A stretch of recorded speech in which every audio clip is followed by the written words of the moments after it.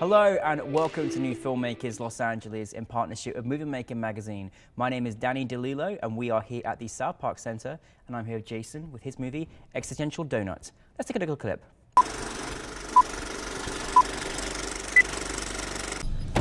Don't eat me, Gary! I told everyone else when I get sold, I'm gonna find my hole. Then I'll be whole again. Shut up! What? I've been begging to be heard. And now that someone's listening, I'm never gonna shut up. I am losing my shit. You're losing your shit, Gary. I am, never and I'm gonna shut hungry. up. Wait, what? No! Jason, thank you for being here today. Thank you for having me. I fell in love with your character in your film and the food in your film. Yeah. But for those who haven't seen it, tell us the brief synopsis of your film. Existential Donut is a film about a guy going through a mental breakdown, helping a donut find its whole. And then in that journey, he figures out what's missing in himself. Why would you not want to see it with that synopsis? That's all I want to know, because it was honestly fantastic. I love this idea. I love when you're a fantastic filmmaker, but you created an idea that I would have never thought of, but I'm now glad that I'm part of this discovery watching this. Where did the inspiration come for you? I'm really interested in this question. Where did the inspiration come for you in creating this story? So it's crazy because I come up with crazy ideas all the time. A lot of times just to mess with people. Yeah. You know, I'll be like, we'll be hanging out and be like, wouldn't it be crazy if a shark had a knife company? Yeah. And it would just be thinking, and people would be like, okay, Jason, whatever. And then a guy helping a donut find its hole just sounded like a dad joke, you know? Yeah.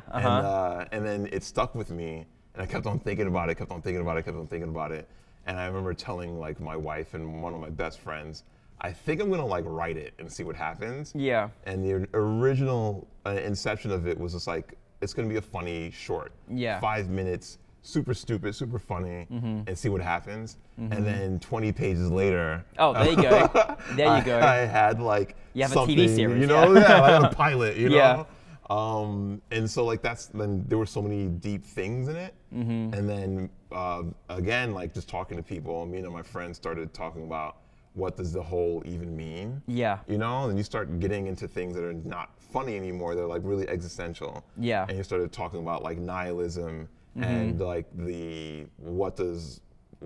do objects think and what do objects feel? Yeah. And when you're writing, you want to know what a character arc is. So what's the character arc for an inanimate object? You know, and then it became way deeper than it originally set out to be. And then I kept on writing it, and it became very close to what you see on screen. And then when I had to execute it, then people started asking, I had all these big ideas, and people started asking what's the specific motive? Give me specifics now. And I had to like bring it back now. Yeah. To be what you see on screen. Yeah. Oh, it's just fantastic, and you have a great cast as well. I really feel because you've got to have really great comical characters that can obviously relate and have a relationship with this talking donut. Yeah. I'm sure Donut's really hard to cast as well. Yeah. How was the casting process for you? So the guy who plays the donut is Damian Washington. He's a friend. I've known him for probably 6 or 7 years. He's hilarious, and he has a YouTube channel where he speaks to the camera, and he has a really expressive mouth. So I wrote it, and I was like, hey, do you mind working on the project with me? He's like, send me the script. And I sent it to him. He was like, hell yeah, I want to do this.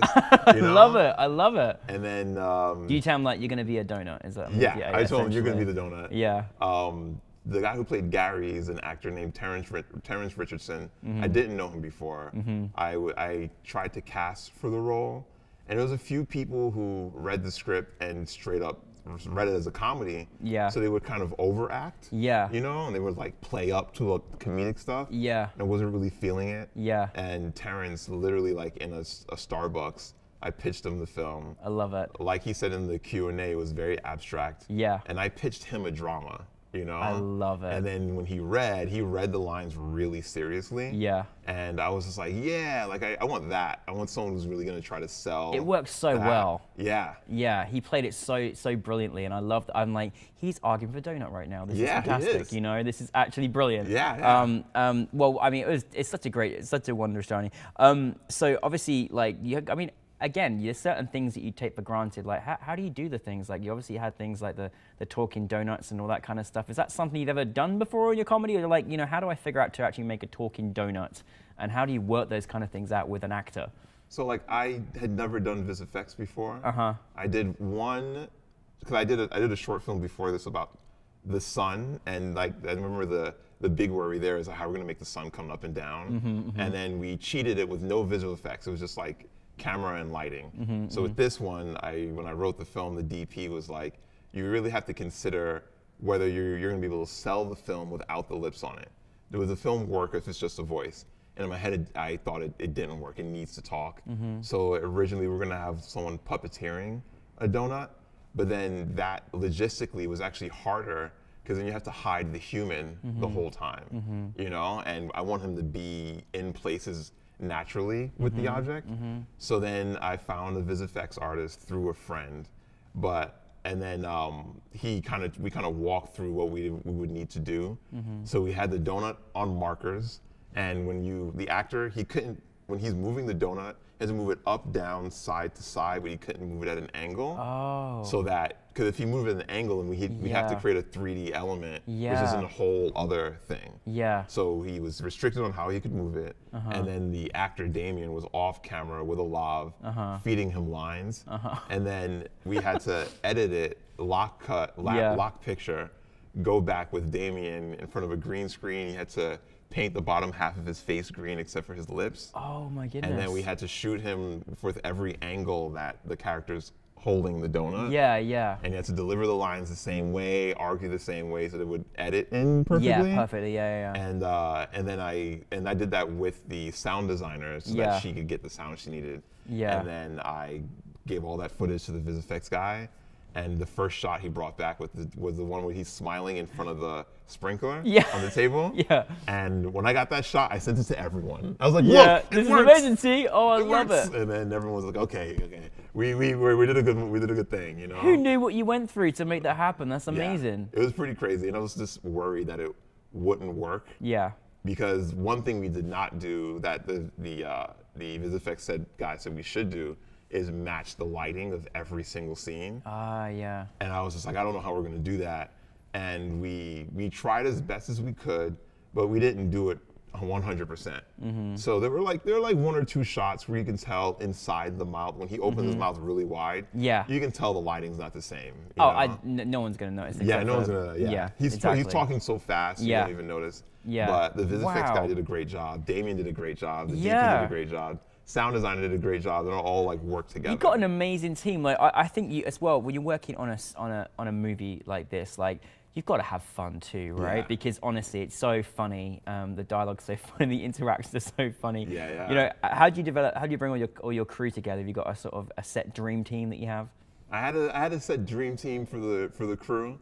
The cast, Damien and Terrence, had never met until the day of the shoot. Oh wow, great! Like on set. Yeah. So the sprinkler scene was the first scene that we shot. Yeah. And you can tell Terrence is very serious in that one. Yeah. And then we go to the cafe scene where he's flipping out. Is the second thing we shot. Yeah. And then I just pulled Damien aside and I was just like, yo. Just fuck with him. Yeah. Just say whatever you want, do whatever you want. I don't care. Leave the lines. Just make sure you get some of the lines in. Yeah. And then he just did that, and Terrence reacted naturally. Yeah. And I was just like, oh, this is the way. This looks and feels good. That is amazing. Yeah. I love it. I love it. Oh my goodness. What was it like? Because obviously this is definitely a movie that has to have an audience because it's so wonderful to hear their reactions. Yeah. What was it like having a new filmmakers LA? What was the experience having a live audience? What has it been like for you with this film? It was like shaking when I was in the audience. You know.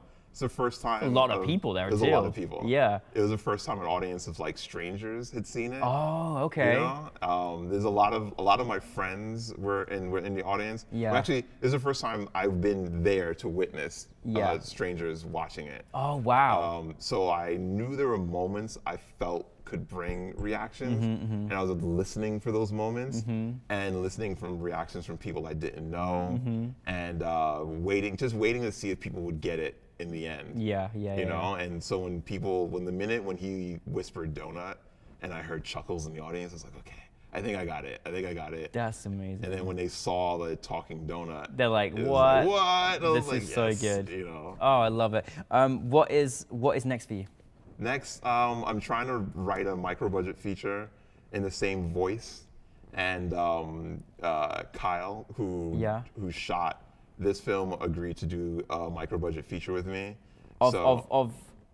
Of More Donuts? Not More Donuts, More Donuts, okay. but the same like voice, like great. magical realism. Yeah. People of color. Yeah. Like this is a lot of my stories have to do with like working class people. Yeah. Not specifically complaining about their job. Yeah, but just like working class people. Yeah. So those same themes. Yeah. And the same voice, but longer. Oh, fantastic. So that's like what I'm writing it right now and hoping to get that made. Oh, well, we love your style. We love your work. Thank you for taking us on the journey. Donuts will never be the same again once you watch this film. Jason, it was a wonderful masterpiece. Thank you very much. Thank you for having me. Looking forward to seeing much more of your work. Thank you. Yeah, thank you. Jason, everybody.